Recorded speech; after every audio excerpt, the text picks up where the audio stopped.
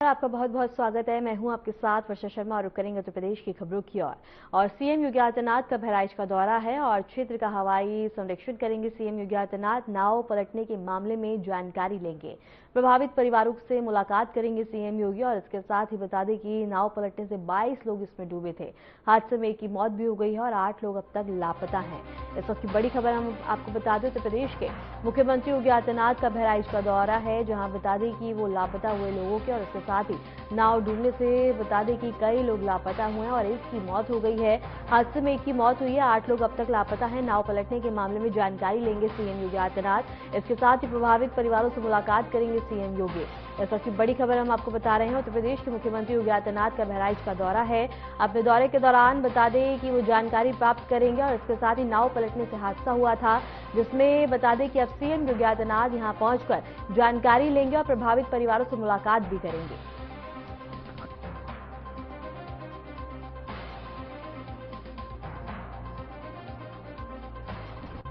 इस वक्त की बड़ी खबर हम आपको बता रहे हैं। उत्तर प्रदेश के मुख्यमंत्री योगी आदित्यनाथ का बहराइच का दौरा है।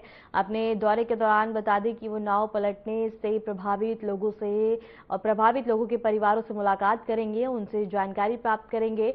और इसके साथ ही बता दें कि इस पूरे हादसे में एक की मौत भी हो गई है और सीएम योगी आदित्यनाथ अब यहां पहुंचकर बता दें कि जानकारी प्राप्त करेंगे।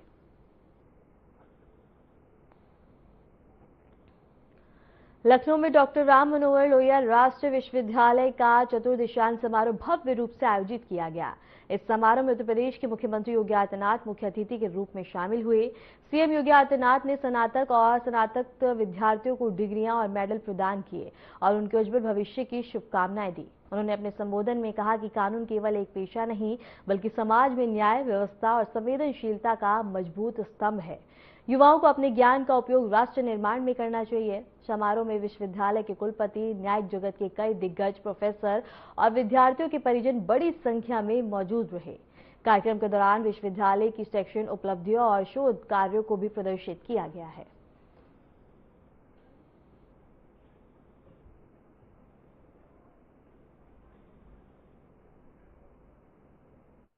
आपने दीक्षा उपदेश कुलपति doctor Ram Manohar Lohia national law university के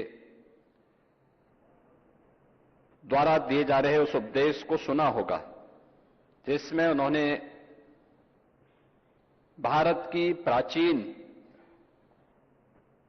गुरुकुलों की प्रवर्तन समारोह के उस मंत्र को, जो तैत्तिरीय उपनिषद के माध्यम से भारत के हर एक स्नातक के लिए अनिवार्य था, और उसके पहले 2 शब्द बहुत महत्वपूर्ण हैं कि सत्यम वद, धर्मम चर, यानी सत्य बोलना और धर्म का आचरण करना। भारत की संसद हो या भारत की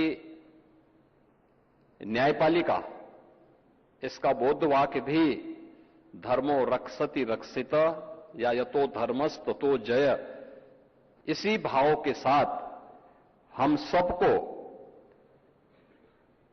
अपने कर्तव्यों के प्रति सदैव आगाह करती है। यह धर्म हमारे लिए जीवन पद्धति का हिस्सा है। उपासना सबकी अपनी अपनी अलग होगी, उसका आस्था का विषय है, लेकिन जो हमारे कर्तव्यों के प्रति हमें निरंतर प्रेरित कर सकें, उस धर्म के बारे में यह दीक्षा उपदेश यहां पर आप सबने प्राप्त किया है। हम सबके लिए यह जानना बहुत आवश्यक है कि किसी भी लोकतांत्रिक व्यवस्था में एक सुदृढ़ न्यायिक व्यवस्था का क्या योगदान है। और मैं हमेशा इस बात को मानता हूं कि न्यायिक व्यवस्था जितनी मजबूत होगी, सुशासन के लक्ष्यों को प्राप्त करने में उतनी ही आसानी होगी। सुशासन के उस लक्ष्य को प्राप्त करने के लिए, जैसे आप प्राचीन काल में राम राज्य कहते थे, जहां पर किसी भी प्रकार का भेदभाव के लिए कोई स्थान नहीं, उसकी योग्यता, उसकी क्षमता और समाज के प्रत्येक तबके को समान रूप से व्यवस्था का हिस्सा बनने में किसी भी प्रकार की कोई समस्या न खड़ी हो, उस अवधारणा को सुशासन के माध्यम से ही प्राप्त किया जा सकता है। और उसी को ध्यान में रख करके आज हम सब लोगों ने इस व्यवस्था को और सशक्त बनाने की दिशा में कार्य प्रारंभ किया है। मुझे बताते हुए प्रसन्नता है कि उत्तर प्रदेश के अंदर विश्वविद्यालय और महाविद्यालयों में हम लोगों ने छात्रों को डिजिटल प्लेटफॉर्म्स, ई कोर्ट प्रणाली, अल्टरनेटिव डिस्प्यूट रेजोल्यूशन और साइबर लॉ जैसे उभरते हुए क्षेत्रों में भी प्रशिक्षण की विशेष व्यवस्था की है। यह हमारे लिए गौरवशाली है कि इस देश ने आजादी के अमृत महोत्सव वर्ष के उपरांत अमृत काल के प्रथम वर्ष में 3 नए कानून, जिनकी धारणा ही न्याय है, उसे लागू किया है। ये 3 नए कानून भारतीय न्याय संहिता, भारतीय नागरिक सुरक्षा संहिता और भारतीय साक्ष्य संहिता, इन्हें सफलतापूर्वक लागू करने में आज पूरा देश तेजी के साथ आगे बढ़ा है।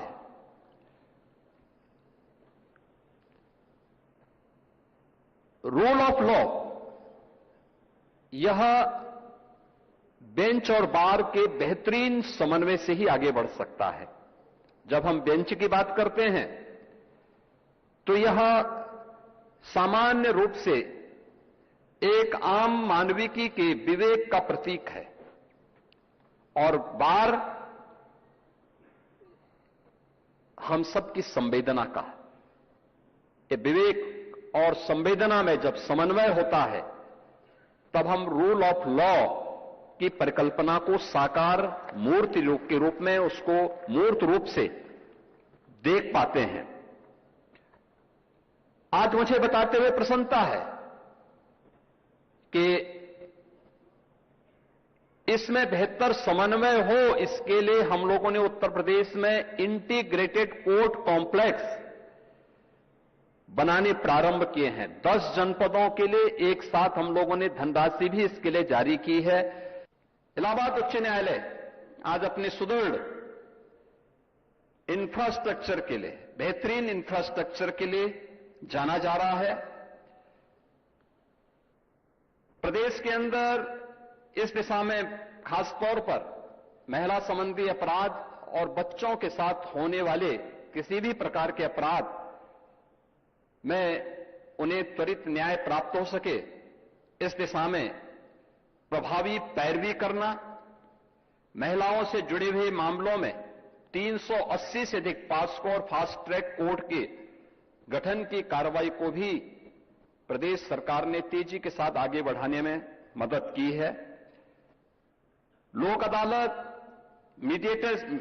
मीडिएशन, आर्बिट्रेशन के माध्यम से भी त्वरित न्याय उपलब्ध करवाने की दिशा में महत्वपूर्ण कदम आगे बढ़े हैं, और इस दिशा में विधिक सेवा प्राधिकरण और न्यायालयों की भूमिका भी अत्यंत महत्वपूर्ण है, और इस दिशा में तेजी के साथ कार्य किया जा रहा है।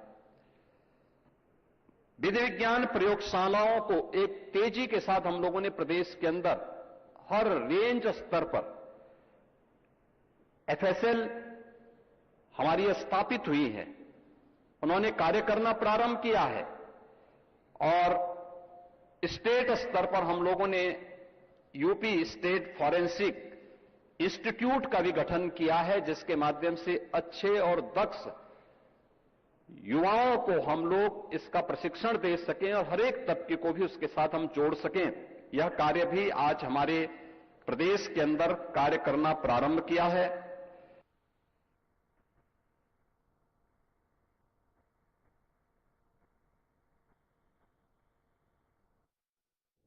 और लखनऊ से बड़ी खबर हम आपको बता रहे हैं, जहां धनुष यज्ञ महोत्सव का आयोजन और इसके साथ ही महोत्सव पुस्तक का विमोचन किया गया है और सनातन जीवन मूल्य पर आधारित है ये पुस्तक। कार्यक्रम में सांसद दिनेश शर्मा भी मौजूद रहे हैं। लखनऊ में धनुष यज्ञ महोत्सव का आयोजन किया गया। कार्यक्रम के दौरान धनुष यज्ञ महोत्सव पुस्तक का विमोचन हुआ है और बता दें कि पुस्तक सनातन के जीवन मूल्यों पर आधारित है। कार्यक्रम में मुख्य अतिथि के तौर पर राज्यसभा सांसद दिनेश शर्मा ने भी शिरकत की है। और इस वक्त की बड़ी खबर हम आपको बता रहे हैं, कार्यक्रम में सांसद दिनेश शर्मा ने अपनी मौजूदगी दर्ज कराई है। सनातन जीवन मूल्य पर यह पुस्तक बता दें कि आधारित है। और लखनऊ से बड़ी खबर है, जहां धनुष यज्ञ महोत्सव का आयोजन हुआ। धनुष यज्ञ महोत्सव पुस्तक का विमोचन किया गया है। सनातन जीवन मूल्य पर यह पुस्तक आधारित है। कार्यक्रम में सांसद दिनेश शर्मा भी मौजूद रहे। रुक करेंगे अगली बड़ी खबर की ओर। नोएडा इंटरनेशनल एयरपोर्ट से जुड़ी बड़ी खबर है। बता दें कि कैबिनेशन फ्लाइट से सफल लैंडिंग कराई गई है और इसके साथ ही नेविगेशन सिस्टम का टेस्ट किया गया। सर्विलांस सिस्टम और इसके साथ ही कम्युनिकेशन सपोर्ट टेस्ट हुआ है। और इसके साथ ही बता दें कि प्रधानमंत्री नरेंद्र मोदी दिसंबर में इसका उद्घाटन कर सकते हैं। नोएडा इंटरनेशनल एयरपोर्ट से जुड़ी एक बड़ी अपडेट हम आपको बता रहे हैं। एयरपोर्ट पर कैलिब्रेशन फ्लाइट का सफल ट्रायल पूरा कर लिया गया। यह उड़ान एयरपोर्ट के कम्युनिकेशन सपोर्ट, नेविगेशन सिस्टम और सर्विलांस सिस्टम की जांच के लिए की गई थी। अधिकारियों के मुताबिक सभी सिस्टम ने उम्मीद के मुताबिक बेहतर प्रदर्शन किया। इस मौके पर पर्यावरण संरक्षण को ध्यान में रखते हुए कैलिब्रेशन फ्लाइट में बता दें कि बायोफ्यूल का इस्तेमाल किया गया, जिससे वायु प्रदूषण कम करने की दिशा में एक महत्वपूर्ण कदम उठाया गया। साथ ही ध्वनि प्रदूषण को कम करने के लिए एयरपोर्ट के रनवे के चारों ओर साउंड बेरिंग वॉल लगाने की योजना भी तैयार की गई है। इसके अलावा रात के समय नाइट कर्फ्यू फ्लाइट शेड्यूल लागू किया जाएगा, ताकि आसपास के इलाकों में शांति बनी रहे। सभी तकनीकी जांच और सेफ्टी पूरी होने के बाद अब एयरपोर्ट के उद्घाटन की तैयारी अंतिम चरण में पहुंच गई है। अब उम्मीद जताई जा रही है कि प्रधानमंत्री नरेंद्र मोदी दिसंबर माह में नोएडा इंटरनेशनल एयरपोर्ट का उद्घाटन कर सकते हैं। आपको बता दें कि यह एयरपोर्ट उत्तर भारत का सबसे बड़ा अंतर्राष्ट्रीय हब बनने जा रहा है, जो न सिर्फ दिल्ली एनसीआर बल्कि पूरे देश के एविएशन नेटवर्क को नई दिशा देगा।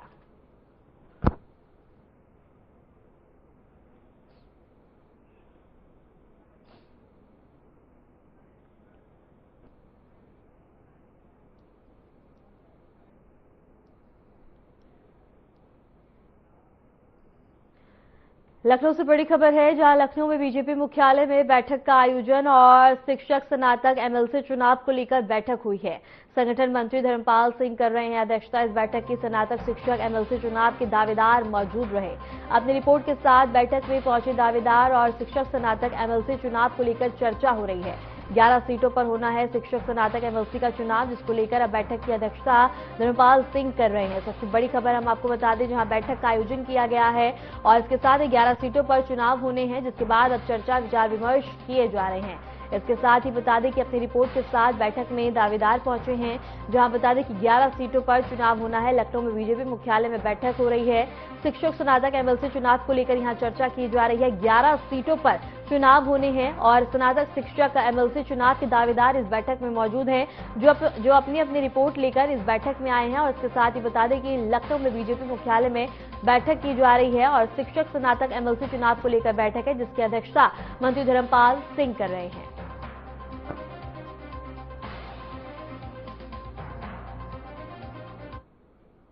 फिलहाल रुकते एक छोटे से ब्रेक के लिए, बने रहे हमारे साथ।